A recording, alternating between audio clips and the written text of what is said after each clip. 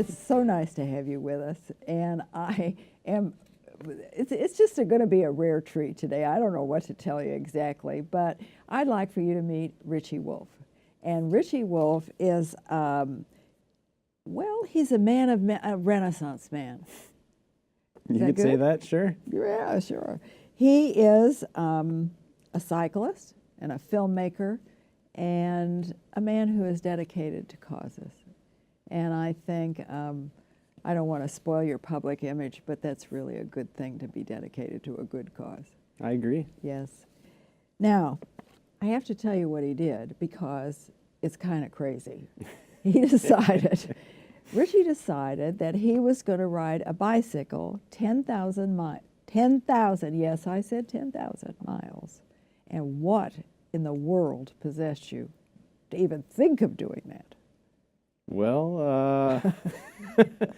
I love to camp, so yes. I figured I love to camp, I love to ride my bike, and there's 31 states I haven't been to so far. So here we go. Why not just take 6 months off? And well, you said you brought me a picture of a signpost with all kinds of, it looks like junk, but it isn't. But it isn't really. And tell me, there's your home away from home at the bottom of the signpost. Yeah. What is that mess? So I was in eastern Arizona, and on this desolate highway in the desert, you know. It is a little desolate. Yeah, and I just saw that signpost, and all those signs, they're actually mile markers to different cities in the United States. So it'll say like Philadelphia, 2,000 miles or whatever, you know, and went every single direction. So I think maybe people had just added them over the years and put the places that they were from or wanted to go. Well, it's a little depressing to see all those miles to anywhere and you're in the middle of nowhere and you think, I don't think I'll ever get there. Did you ever think that you'd never make it? You know, I didn't have any doubt that I wouldn't make it, but... You also brought me a map, didn't you? I did, yeah. That shows kind of depressing. Exactly where I went, yeah. I would have been really depressed sitting on that uncomfortable bicycle seat for 10,000 miles. I mean, look at that. That's a long way around. Yeah. That's like going around the Cape of Good Hope, I think. Well, Was there any particular spot where you stayed any length of time? Yeah, I stayed 2 weeks while I was in Seattle, and then I stayed about Resting a week in San Francisco, yeah. But my plan the whole time was kind of to spend the most days off while I was on the Northwest, because I haven't really been to that part of the country. But that wasn't the only reason you did this. It is not, no. Well, I think you should share. Okay, yeah. So I decided I wanted to do the bike ride, and after that, I knew people did great feats like this to raise money for different causes like cancer or MS, and I was like, what's something that's close to me or something that I have been involved or something that I've advocated against or for in the past. Something that's a real problem in this world today. Yeah, and so I knew some people that were running an organization that helped victims of sex trafficking here in Kansas City, and it's the Restoration House of Kansas City, and they offer residential recovery services, so long-term care for victims who are brought out of sex trafficking. And well, and they do labor trafficking too, don't they? Or only sex trafficking? I think it's just sex trafficking. There may be other organizations for labor trafficking. I don't know for sure. But this is definitely sex Definitely sex trafficking victims, yeah. And you know, we always think that it couldn't happen in Kansas, Dorothy, but it does. Exactly. And I think that somebody like Richie who decides that he's going to kill himself over 10,000, that's a long way. I mean, I just really can't get over that because bicycle seats at their very best are so uncomfortable. And I'm thinking 10,000 miles, oh man. That's one of the hardest things to get over. Oh God.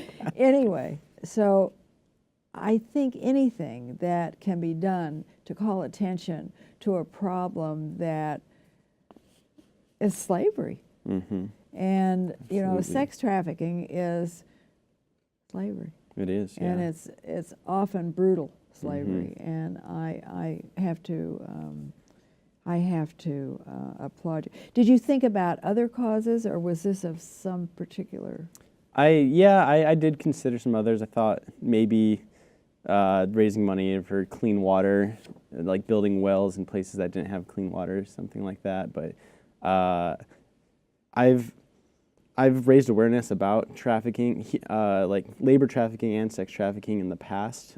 It's been a few years since I had, but so it's something I was already aware of and knew was a big problem. And things have been coming up recently in the last year and a half that I'd heard on the news. And well, I told you there was a business very close to where we are presently sitting that they were arrested for sex trafficking. So it happens at home. Oh yeah, it happens. And see, I think that's particularly important because if we talk about clean water, it seems so distant from us. Here at home, we turn on our tap and the water doesn't have lead in it, and it's we're in pretty good shape water-wise. Here, But if you talk about sex trafficking, it happens close to home. Oh yeah. And in places and times and under circumstances that we wouldn't even think about. Oh yeah. Talk about it just a little bit. How do they get people into this snare? If you will? So it happens a couple different ways because there's like adults who are trafficked and then there's minors who are trafficked. And with minors, it's either they're kidnapped or they're coerced into it. Someone pretends to be a boyfriend and then starts giving them gifts, but then gets them hooked on drugs and then starts telling them they have to pay them back. And or they're runaways. Some of them are runaways. That's a good point. And so it starts both ways, but it's always very systematic and a coercion effect. And then you grow up thinking that all of this is the only life you can live. Like you're not able to get out. It's slavery. So there's lots of threats and different things of that nature. Well, fear does hold people absolutely in one place where otherwise they would leave. They can't. And how about the adults? Where do they come from? So the adults, I think that usually ends up being more of a coercion thing in the United States, at least. So there's a couple kinds. There's the people who are maybe stolen or coerced overseas and then shipped to the U.S. There's that, but then there's also the same exact thing happens where someone they're low on money, like they have a child to take care of, or those kind of circumstances. And they're promised a job. Exactly. And then it turns into this whole thing where then they're enslaved within a couple months. And they get no money. Exactly. And no way out. That's very, very sad. Yeah. Well, and this organization, how do they find these people? Restoration House. The Restoration House, yeah. So they work pretty close with Kansas City Police, Department of Justice, FBI, all of these organizations that are they kind of have their finger on what's happening when it happens. And when the Restoration House opened up, they offered it to them to say, like, hey, instead of taking these people like straight to jail, like, how about you let us take them and help them recover from it, because that's a problem with a lot of different crime, not calling them criminals, but where they just get thrown in jail or somewhere in that system, and then they're back on the streets and nobody's there to help pick them up. So what are they going to do but exactly. go back into the same problem? Yeah, so the Restoration House, they're do able they to... have homes, apartments? They do, yeah, they have homes. And they're actually on their way of building a home for minors right now, because there's nothing like that for minors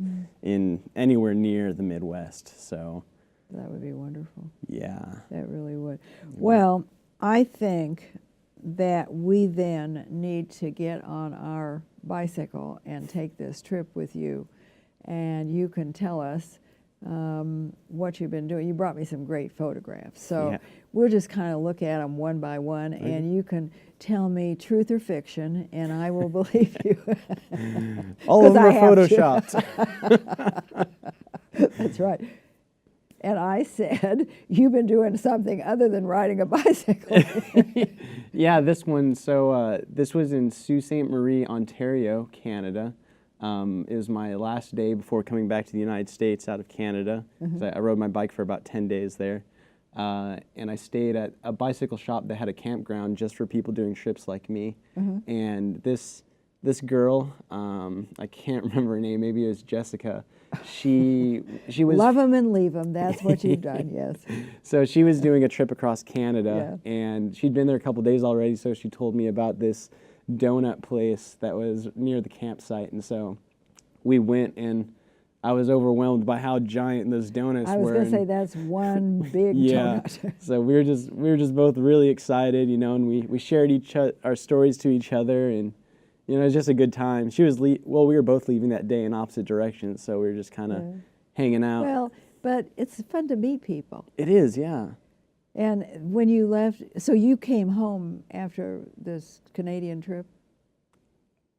So I circumnavigated it. Right, so right. after So- Vermont, I went into, Oh, so you were going this way Yeah, at that point. I went Okay, up so and you over were going, Michigan. You were going west to east then? by yeah. that Well, I point. started west, went east, Yeah. went north, then back west, and then south.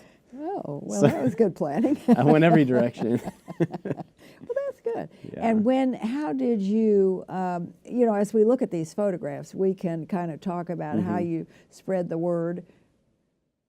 That's Richie's home away from home. Isn't that lovely? Yeah. So this one was actually towards the end. Once I got back into California. Is that the Redwood Forest? It is the Redwood Forest, yeah. And Muir's Woods?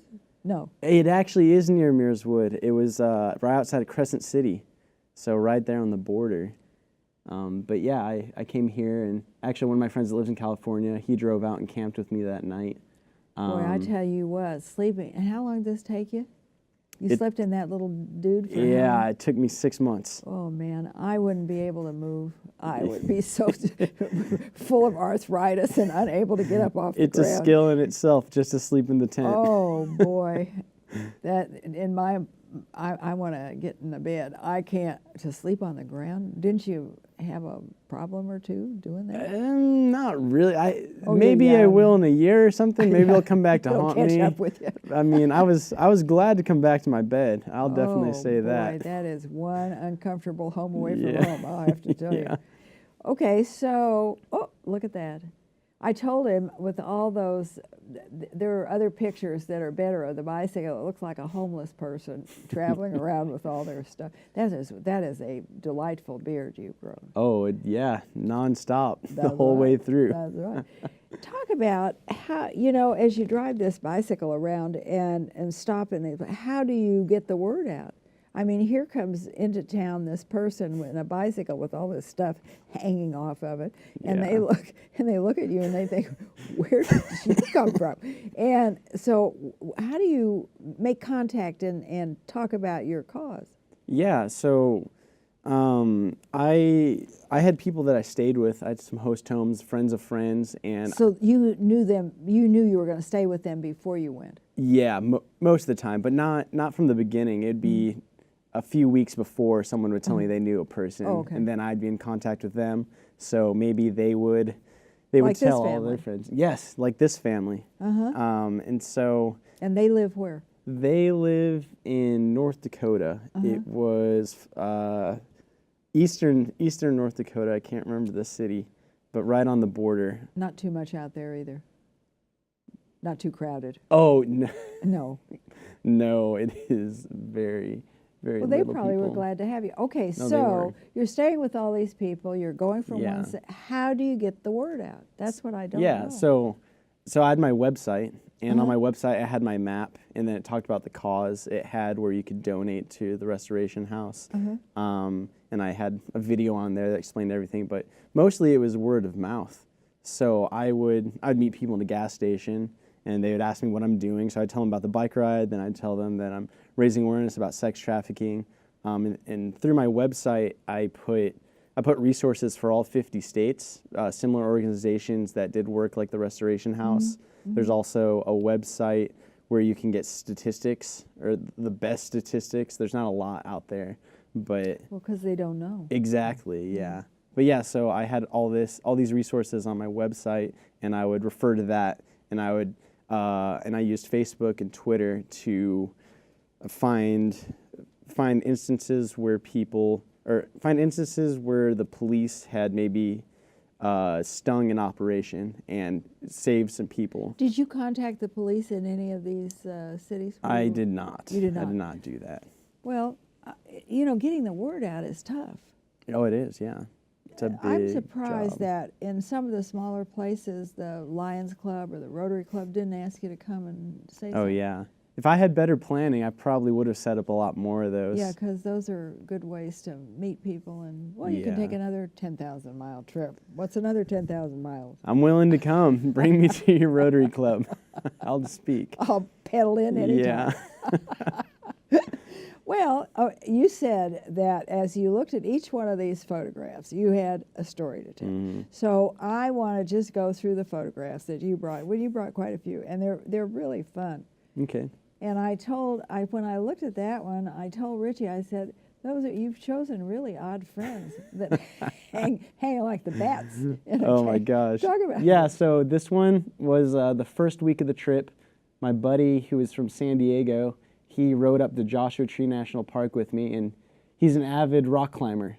And Upside down. Yeah, upside down. So we were just riding around Joshua Tree. It's beautiful and lots of rocks and desert and the Joshua trees, of course. But in this one, I was just like, hey, I wonder if I could fit my bike into that hole. That'd make a funny picture. That's all that we wanted. That's all that we wanted. He's like, yeah, I bet I could climb this rock. And we kind of staged it, and it was just delightful. just having a good time. just hanging fun. upside Yeah. down.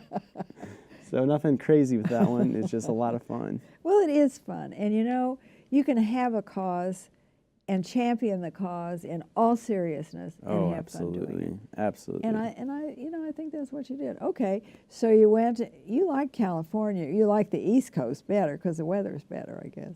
Yeah, on this trip, I had pretty good weather everywhere. Did you? I planned it out to be kind of perfect. So the Yeah. East Coast, it was summer. It was June on the East Coast, and then Well, so that's good. it was dry season on the Northwest. So Yeah. that was a great time to be in Seattle and San Francisco. So when you packed this bicycle that looked like a homeless person's belongings going around, what did you take? I mean, to take too much stuff, you couldn't do that. How'd you decide? Yeah, that was hard. And I actually brought too much in the beginning. I think You had to get rid of it? Yeah, I would mail stuff home all the time. In the first 2 weeks, I mailed probably like a 5-pound package of stuff. I mailed most of my clothes home, and I don't know. You just figure it out as you go along. I think every month. I was gone for 6 months, and every month, once or twice, I'd mail something home. That's a nice one, too. Yeah, that was at the end of the trip. Once I finally made it to San Francisco. You should have put a sign on it, I survived. Right. Barely, but I'm here. I'm here, yeah. Did you wear out a bicycle? No, my bike survived, but I went through 3 sets of tires. Did you? Yeah, and a back rim. My back rim broke. That's not good. No, it wasn't. But that was a cool story because my rim broke when I was in the Olympic National Forest, and somebody saw that it broke, and they hitched me a ride to the next town over where the closest bike shop was, because it was going to be like 80 miles. Oh. There's no way I was going to walk my bike on a broken rim for 80 miles. And yeah, the guy's just like, hop in, I'll take you to town, man. And so I got to learn his story and tell him about what I was doing. And Well, see, you spread the word. yeah. You did, and you just spread it one by one by one, but that's truly Exactly. how a story gets spread often. Absolutely. It is. Yeah. And you meet nice people. Mm-hmm. Were you ever afraid? Not really. I think the most I was afraid is when I was in bear country. I got through like Montana Yeah. and Washington and all that. I was a little spooked, but I didn't have any encounters with animals. But as far as people, I wasn't really afraid of anyone. I mean, I always had had my eyes open because Yeah. you never know if there's thieves or Yeah. whatever. Well, you had not much to steal, I Yeah, must say. Not really. Just my debit card. Yeah, and 3 changes of clothing. Right, yeah.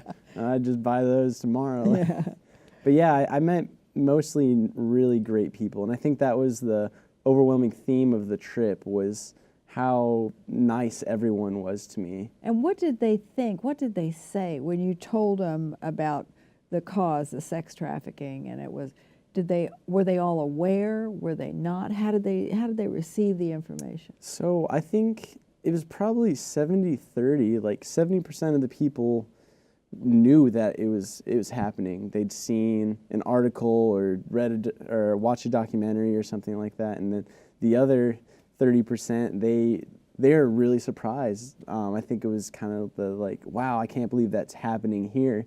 And I would always, as I said, I would post these articles that I'd find for each state that I went through, and so I'd reference that when I talk to people and be like, oh yeah, 6 months ago they raided a hotel and found like 6 traffickers and 20 little girls or whatever. So you did a lot of research before you started this trip. I did it as I went along. Oh, you did as you went along? Yeah, as I came. I did it on a state-by-state or even city-by-city basis. Well, so depending. you went to the library, look up the newspapers, and then, A series of Google searches. I oh, didn't that's go. right. See, I'm dating myself again. Yes, we do it online. We don't do Yeah. it. We don't go and sit and go through the newspapers anymore. Oh, well, you know, time passes, and that's what happens. It's all to us. research. You just make sure it's Yes. correct sources. So, okay, let's look at some more photographs and see how you're surviving on this trip. You looked a little wan there, I must say.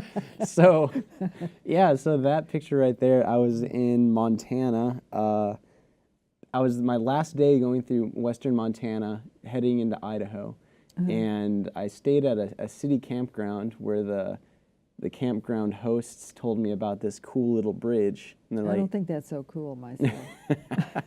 it's like I think it's one of the last rope suspension bridges built this way in the United States, or maybe in Montana or something. But yeah, I rode my bike out to it. This is at like 7 in the morning. I had to hike about a half a mile to get out to it. And it has a 5-person limit. So I was lucky that nobody else was there, because I was able to have all the turns to myself. Nobody, I didn't have to wait for anyone else. That's, yes. That's like the Bridge of San Luis Rey. Did you ever read that book? No, it's an I old didn't. one. It talks about Yeah, like a swing. and the bridge went too much weight. Yeah, this one, it felt pretty safe with one person, but I also wasn't trying to jump around on it. No. Gently. Yeah, Gently is the. Take it slow, enjoy the scenery. But you didn't look your best in that photo. No, as I said, it's 7 in the morning. I was riding a 100-mile day that day, so I think I was hurting from the anticipation That's of right. the remainder. Well, that's easy to do. Yeah. So, and did you do a little research when you get to the town on things to see and places to Usually visit? I would just ask people if I had time to Okay. check stuff out. I'd go to the gas station or a restaurant. See, but you made it your business to talk to people that live there. Yeah, exactly. For sure. And, you know, you talk about, they'll tell you about what's going on in the town. And you get I think you get a sense of America. Because in different sections of the country, I'm sure you notice, people think differently. Yeah. And they have reason, you know, they live differently. And so it's good to talk to, I don't know, I like the differences in people I find more interesting than the likenesses. So. Yeah. Okay, let's find some more pictures so you can Right. tell me about your odd friend. Oh, there's the map again. There's the map. And he's still moving. So he sent some photographs of his movements. Yeah, maybe we ran out. No, oh no, you gave me quite a few. So who took the pictures? You took most of them, or? Yeah, it's all usually just a timer.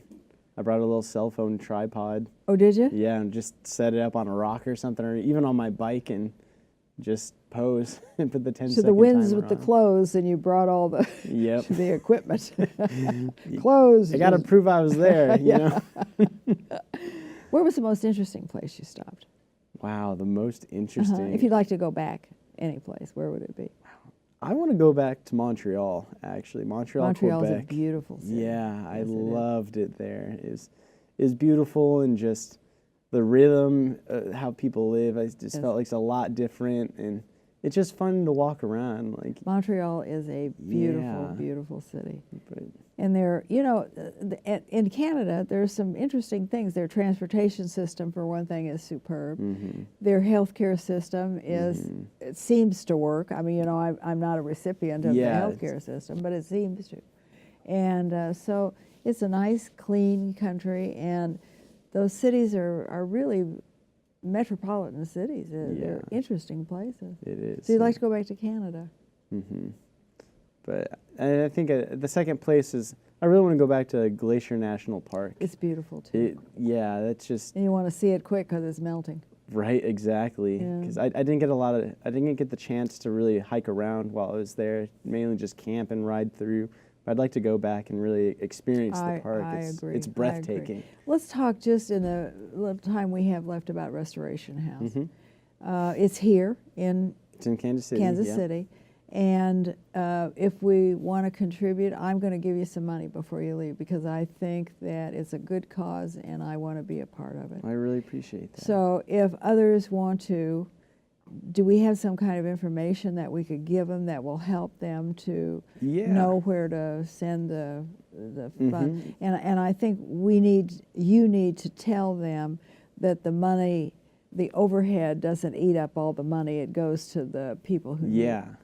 So I don't know exactly how they do it, but from what I've seen and of how they've, just from the meetings I've been to and when I've talked to their board of directors and stuff, is they try to get some certain amount of donors to cover the overhead, and then like all other donations, and they're always fundraising, but Well. yeah, it's definitely, I don't know the exact percentage, but it's not like a 50-50, it's way more than that. And they have a pretty small staff. Their board of directors is maybe like 6 or 7 people. But they don't get paid. But yeah, and then there's maybe like four administrative type staff, fundraising and executive directors and all that. But as they build buildings, that's where their costs will go up, and so they need money to help these people. exactly, yeah.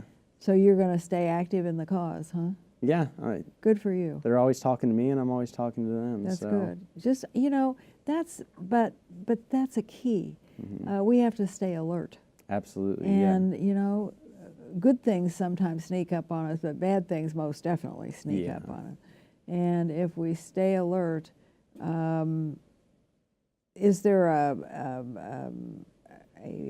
website for Restoration so House? if you want more information about the Restoration House, go to restorationhousekc.com, and there you can make donations. You can also look at the information about their causes, updates on what they're doing. I think they post on their Facebook and things about stings that happen in the Kansas City area. So this would be a good site to visit if you have any interest in you don't have to become personally involved. If you become involved with your funds and with your interests. Yeah, and being aware. And being aware and passing that awareness on to others, that is a huge help. Yeah. Because it isn't someplace else, it's here. And we would not want our children or anybody else. So, Richie Wolfe, thanks so much for sitting on that bicycle seat for 10,000 miles. Yeah. Having a good time, but also passing the word along that Restoration House and sex trafficking, he calls it the journey towards hope. And that's what it really is. And we all hope for a better life for those around us. Thanks, Absolutely. Richie. Thank you. We'll have to do this again. Yeah, for sure.